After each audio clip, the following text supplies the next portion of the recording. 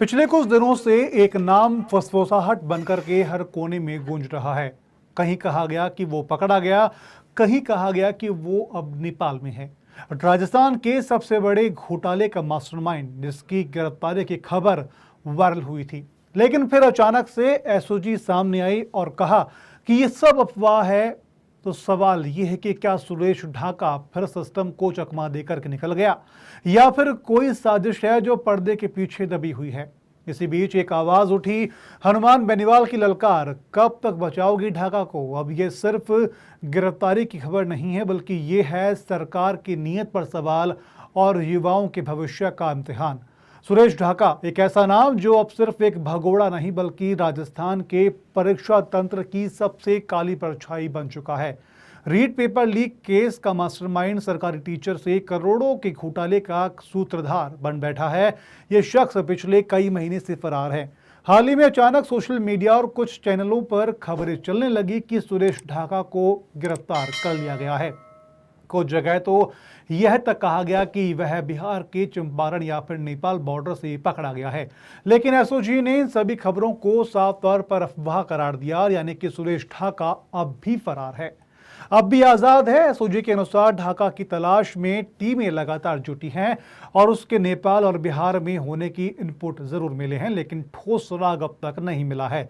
इन सब के बीच में सबसे बड़ा सवाल यह है कि जब उस पर राजस्थान सरकार ने 5 लाख का इनाम घोषित कर रखा है, जब उसकी तलाश में महीनों से टीमें लगी हैं, तो आखिर वह अब तक पुलिस के हाथों क्यों नहीं लगा। क्या वह वाकई इतना शातिर है कि या फिर उसे कोई राजनीतिक या फिर प्रशासनिक संरक्षण दे रहा है। इसी मुद्दे पर सामने आए हैं हनुमान बेनीवाल, जिन्होंने सरकार को सीधे शब्दों में ललकारा है। उन्होंने पूछा, जब युवाओं के भविष्य तबाह करने वाले ढाका जैसे माफिया आज भी खुलेआम घूम रहे हैं, तब क्या हम माने कि सरकार गंभीर है। बेनीवाल ने यह भी आरोप लगाया कि यह मामला सिर्फ पेपर लीक नहीं, बल्कि एक संगठित भ्रष्ट नेटवर्क का हिस्सा है, जिसकी जड़ें सत्ता और सिस्टम दोनों में फैली हैं। ढाका पर सिर्फ रीट नहीं, बल्कि एसआई भर्ती परीक्षा जैसे अन्य पेपरों को भी लीक करने का आरोप है। उसके गिरोह के कई साथी तो पकड़ जा चुके हैं, लेकिन मास्टरमाइंड अब भी पकड़ से दूर है। यह वही ढाका है जिसने लाखों रुपए में पेपर बेचे, सैकड़ों छात्रों का भविष्य गड़बड़ाया और अब भी फरारी के दौरान कहीं ना कहीं नेटवर्क चलाने की आशंका जताई जा रही है।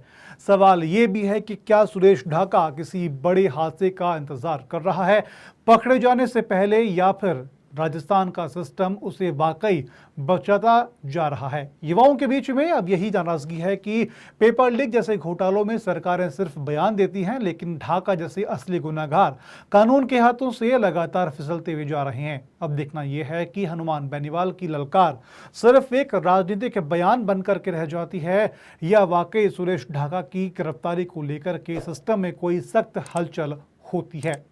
आपको क्या लगता है, कमेंट सेक्शन में कमेंट करके हमें ज़रूर बताएं। वीडियो को लाइक करें, शेयर करें और चैनल को सब्सक्राइब ज़रूर करें।